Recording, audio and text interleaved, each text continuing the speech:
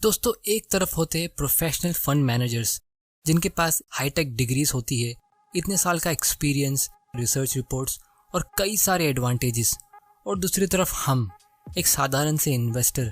लेकिन आप ये जान के चौंक जाओगे कि हम इंडिविजुअल इन्वेस्टर्स के पास प्रोफेशनल फंड मैनेजर्स से ज़्यादा एडवांटेजेस होते हैं स्टॉक मार्केट में अच्छे रिटर्न्स कमाने के।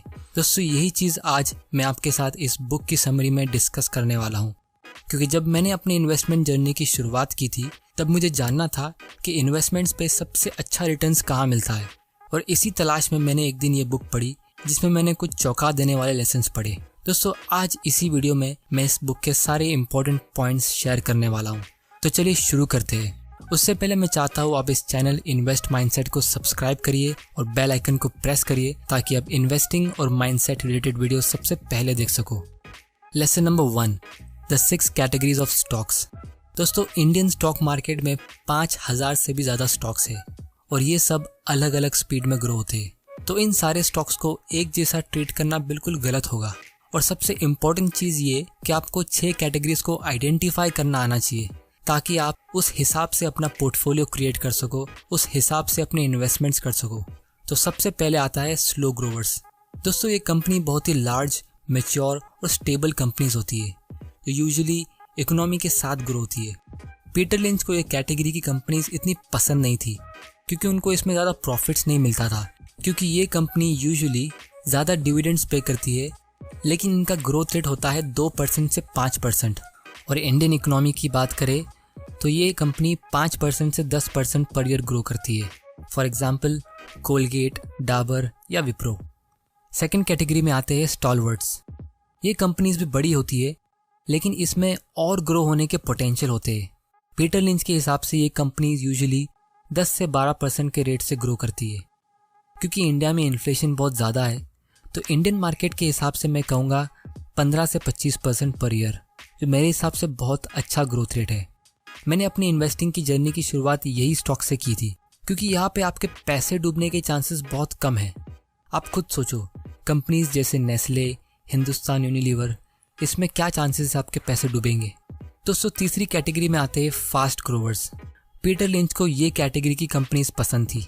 इसमें वो कंपनी को अर्ली स्टेज में आइडेंटिफाई करते थे जिसमें उनको बहुत ज़्यादा पोटेंशियल लगता है ग्रो होने का, और फिर उसको वो होल्ड करके रखते थे। ये कंपनीज परसेंटेज में नहीं बल्कि बैगर्स में रिटर्न देती है, यानी 10 beggars, 20 beggars.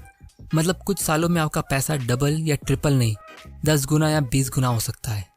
For example Rakesh Jhunjhunwala ने 2003 में टाइटन कंपनी का स्टॉक खरीदा था 3 रुपीज़ पर शेयर में, और आज इसका प्राइस है 1200 रुपया। कैटेगरी नंबर 4 में आती है साइक्लिकल स्टॉक्स। ये वो कंपनी होती है जिसका रेवेन्यू और स्टॉक प्राइस बिजनेस साइकिल के हिसाब से ऊपर नीचे होता है। ये कंपनीज ऐसे प्रोडक्ट बेचती है जो लोग रिसेशन या बुरे टाइम में खरीदते नहीं है। सिंपल एग्जांपल ले लो ऑटोमोबाइल इंडस्ट्रीज। जैसा इनका रेवेन्यू साइक्लिकल होता है उसी तरह इनका स्टॉक प्राइस भी साइक्लिकल होता है।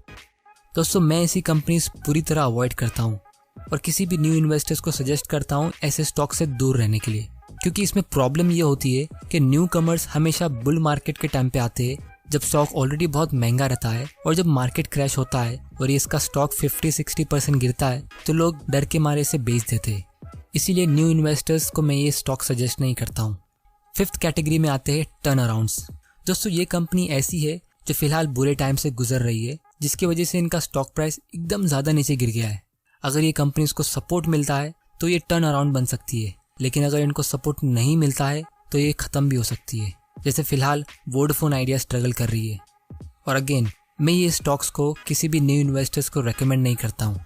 कैटेगरी नंबर 6 में आते हैं एसेट प्लेस। ये ऐसी कंपनीज है जिसके पास ज़्यादा एसेट्स है जो मार्केट रिकग्नाइज नहीं कर रहा।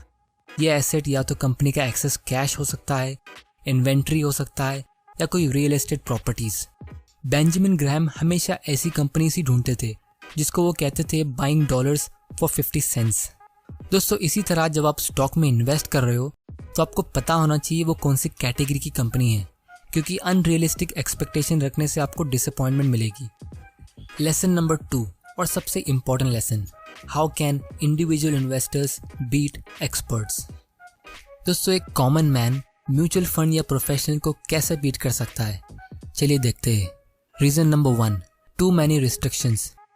म्यूचुअल फंड्स में बहुत सारे मैंडेट्स और रूल्स होते हैं जो म्यूचुअल फंड मैनेजर को फॉलो करने पड़ते हैं, क्योंकि वो ऑब्वियसली लोगों का पैसा हैंडल कर रहे, तो इसीलिए उन्हें रेगुलेटिंग बॉडीज और कंपनी की पॉलिसीज के हिसाब से स्टॉक सिलेक्शन करना होता है। रीज़न नंबर 2, फिर उसके ऊपर उनको अपने बॉस को समझाना पड़ता है, रिसर्च रिपोर्ट्स लिखनी पड़ती है, कन्विंस करना पड़ता है। और दोस्तों ये चीज़ याद रखिए कि हर इंसान की अपनी अपनी सोच और ओपिनियन होती है। हो सकता है वो एनालिस्ट को एक्चुअली में कोई अच्छा स्टॉक मिला, लेकिन उसके मैनेजर ने रिजेक्ट कर दिया। और तीसरा और सबसे इम्पोर्टेंट रीज़न, दोस्तों मार्केट में 2 तरह की म्यूचुअल फंड्स होते हैं, एक होते हैं न्यू फंड्स और एक होते हैं पुराने फंड्स। अब जो म्यूचुअल फंड्स रिसेंटली लॉन्च हुए होते हैं उनमें लोग इन्वेस्ट करेंगे तो कैसे करेंगे, क्योंकि लोग तो अक्सर पास्ट परफॉर्मेंस देखते हैं। और जो पुराने म्यूचुअल फंड्स होते हैं उसमें तो ऑलरेडी बहुत सारे लोगों ने इन्वेस्ट किया होता है, जिसकी वजह से म्यूचुअल फंड मैनेजर्स के लिए एक बहुत बड़ी प्रॉब्लम होती है। वो ये कि फंड मैनेजर्स को बहुत ज़्यादा फास्ट ग्रोवर्स और सक्सेसफुल कंपनी ढूंढनी पड़ती है, और कंटिन्यूसली ऐसी कंपनीज ढूंढना बहुत मुश्किल है। दोस्तों इसीलिए म्यूचुअल फंड का जब साइज़ बहुत बड़ा होता है, यानी बहुत सारे लोगों ने ऑलरेडी उसमें इन्वेस्ट कर दिया है, तो फंड मैनेजर्स वो टाइम पे स्लो ग्रोवर्स को ऐड करना शुरू कर देते हैं, क्योंकि उनके पास लोगों का इतना सारा कैश है तो उन्हें कहीं ना कहीं तो उसे इन्वेस्ट करना ही है, राइट।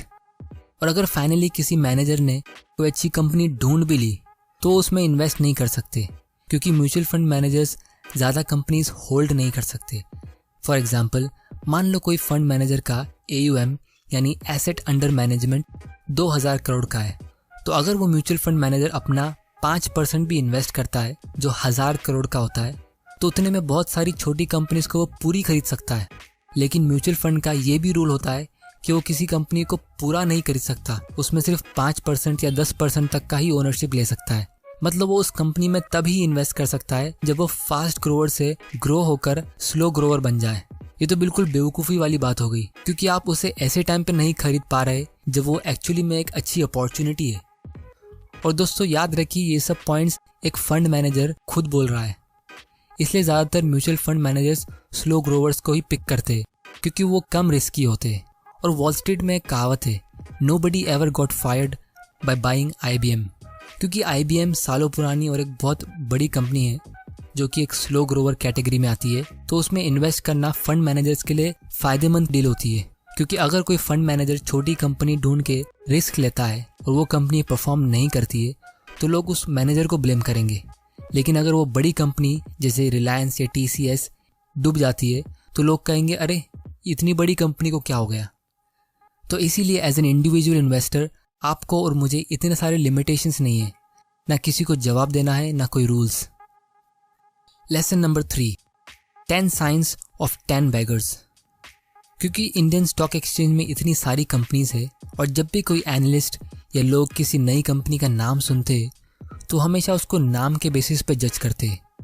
अगर कंपनी के नाम के आगे कोई फैंसी वर्ड होता है जैसे ग्रीन एनर्जी या आर्टिफिशियल इंटेलिजेंस, तो लोगों को लगेगा अरे वाह ये कंपनी फ्यूचर में अच्छा करेगी।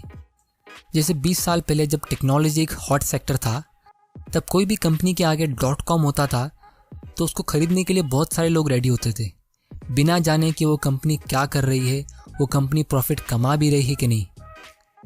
कोई कंपनी जो बोरिंग बिजनेस करती हो जैसे वेस्ट मैनेजमेंट, वाटर ट्रीटमेंट या कोई वाइट ग्लू मैन्युफैक्चरिंग करने वाली कंपनी, फॉर एग्जांपल पीडिलाइट इंडस्ट्रीज़। कितने लोगों ने इस कंपनी का नाम सुना होगा? बहुत कम। लेकिन अगर मैं कहूँ फेविकॉल, फेविक्विक, तो इसका नाम सबने सुना होगा। ये एक बोरिंग बिजनेस है, लेकिन 10 साल पहले किसी ने इसको आइडेंटिफाई किया होता तो उसने इसको 50 रुपये पर शेयर पे खरीदा होता और आज इसका स्टॉक का प्राइस है 1500। A classic 30 bagger. It does something disagreeable, जैसे कोई इंडस्ट्री जिसमें कुछ लोग इन्वेस्ट नहीं करते, for example cigarette, alcohol, gambling. दोस्तों स्पिन ऑफ मतलब कोई बड़ी कंपनी ने अपना एक छोटा डिवीजन अलग कर दिया हो। अब वो छोटा डिवीजन एक सेपरेट कंपनी है जिसका स्टॉक अलग से पब्लिकली ट्रेड हो रहा है। यूजुअली ऐसी कंपनीज में होता ये है कि कंपनी को स्टार्ट ही बहुत अच्छी मिल जाती है। फॉर एग्जाम्पल जब रिलायंस जियो को अलग कर देगा तो जियो एक स्पिन ऑफ होगा, क्योंकि उसको इतना अच्छा स्टार्ट मिला था रिलायंस की वजह से। Institutions don't own it and analyst don't follow it. दोस्तों जब कोई कंपनी को फंड मैनेजर्स फॉलो नहीं करते तो ज़्यादा चांसेस है कि वो कंपनी करेक्टली प्राइस्ड नहीं है, और अगर वो अंडर प्राइस्ड है तो आपको उसको खरीदने में बहुत ज़्यादा फ़ायदा होगा, क्योंकि जब उसको इंस्टीट्यूशंस फॉलो करने लगेंगे तो उसका स्टॉक प्राइस बिल्कुल रॉकेट की तरह ऊपर जाएगा। The industry isn't growing. दोस्तों फिलहाल फार्मा और टेक इंडस्ट्री बहुत ज़्यादा ग्रो कर रही है और इसीलिए इसके पीछे पूरी दुनिया पड़ी है। लेकिन अगर आप नोटिस करोगे तो उस सेक्टर में ऑलरेडी सारी कंपनीज बहुत ज़्यादा ओवर प्राइस्ड है। और अगर आप थोड़ा आउट ऑफ बॉक्स सोचेंगे तो आपको दूसरी इंडस्ट्रीज में मल्टी बैगर मिल सकते हैं। मतलब कोई फोकस्ड कंपनी जो कोई स्पेसिफिक प्रोडक्ट बेचती है जिसमें उसकी एक्सपर्टीज हो जो और कोई कंपनी नहीं बेचती। वॉरेन बफे यूजुअली ऐसी ही कंपनीज ढूंढते हैं। It has a recurring revenue. Company कोई ऐसा प्रोडक्ट बेचती है जहां कस्टमर्स को हर महीने पेमेंट करनी पड़ती है as compare to one time payment. It's a user of technology. दोस्तों टेक्नोलॉजी दिन पे दिन सस्ती होती जा रही है। 20 साल पहले कंप्यूटर और इंटरनेट का प्राइस बहुत ज़्यादा था और आज एकदम चीप है। तो कोई ऐसा बिजनेस जो टेक्नोलॉजी पे बेस्ड हो तो उस कंपनी को कॉस्ट कटिंग में भी फ़ायदा होगा, प्लस ज़्यादा कस्टमर्स भी यूज़ करने लगेंगे। उसका सबसे बेस्ट एग्जांपल अगर मैं आपको दूँ तो वो है यूट्यूब। लास्ट और सबसे important point, insiders are buying. दोस्तों कंपनी के प्रमोटर्स को कंपनी के बारे में सबसे ज़्यादा पता होता है और वो अगर खुद उस कंपनी में इन्वेस्ट कर रहे हैं तो उससे उनका कॉन्फिडेंस शो करता है, या कम से कम उससे हमें ये ज़रूर पता चलता है कि कंपनी आने वाले कुछ टाइम में बंद नहीं होगी। Lesson number 4, stocks to avoid. दोस्तों जितना हम फोकस करते हैं अच्छे स्टॉक्स ढूंढने पर, हमें उससे ज़्यादा ध्यान देना चाहिए कि हम कोई फालतू स्टॉक्स नहीं उठा रहे, क्योंकि स्टॉक मार्केट में जो सर्वाइव कर गया वो ही हीरो है। इसीलिए पीटर लिंच के हिसाब से आपको ये 5 टाइप के स्टॉक्स अवॉइड करने चाहिए। Stocks from hot industry. Hot industry हमेशा न्यूज़ में होती है, सबको उसी में इन्वेस्ट करना होता है, जैसे इलेक्ट्रिक कार्स। लेकिन इसमें प्रॉब्लम ये होती है कि कंपटीशन भी उतने जल्दी आते हैं और कंपटीशन प्रॉफिट्स के लिए बहुत ज़्यादा डेंजरस होते हैं। जब भी आपको कोई ब्रोकर या फ्रेंड बोलता है कि आपको इस कंपनी में इन्वेस्ट करना चाहिए क्योंकि वो नेक्स्ट अमेज़ॉन या नेक्स्ट माइक्रोसॉफ्ट या नेक्स्ट गूगल है, तो आपको उसमें बिल्कुल भी इन्वेस्ट नहीं करना चाहिए। When the company is diversifying. दोस्तों अगर आपकी कंपनी फूड प्रोडक्ट्स बेचती है और वो अचानक से कोई टॉय मैन्युफैक्चरिंग कंपनी इसको खरीद रही है, तो चांसेस है कि वो अपना फोकस खो रही है। जो पैसा उस कंपनी को आपको देना चाहिए डिविडेंड्स के थ्रू, ताकि आप डिसाइड कर सको उसे कहाँ इन्वेस्ट करना है, वो कंपनी खुद इन्वेस्ट कर रही है। Whisper stocks. ये गलती ज़्यादातर बहुत लोग करते हैं। जब उनका कोई फ्रेंड एडवाइस देता है या उनको कहीं से टिप मिलती है कोई स्टॉक खरीदने की, तो उसको खरीद लेते हैं। Exciting name. दोस्तों आप यकीन नहीं मानोगे, लेकिन स्टॉक मार्केट में ज़्यादातर लोग सिर्फ कंपनी का नाम देखकर स्टॉक्स खरीदते हैं। इसलिए जिसके नाम बड़े होते हैं उसके पीछे ऑलरेडी पूरी दुनिया भाग रही है। Lesson number 5, things to do before investing. दोस्तों आपको सबसे पहले और सबसे सिंपल सवाल करना है अपने आप को, क्या मुझे इन पैसों की ज़रूरत है आने वाले 2 या 3 सालों में?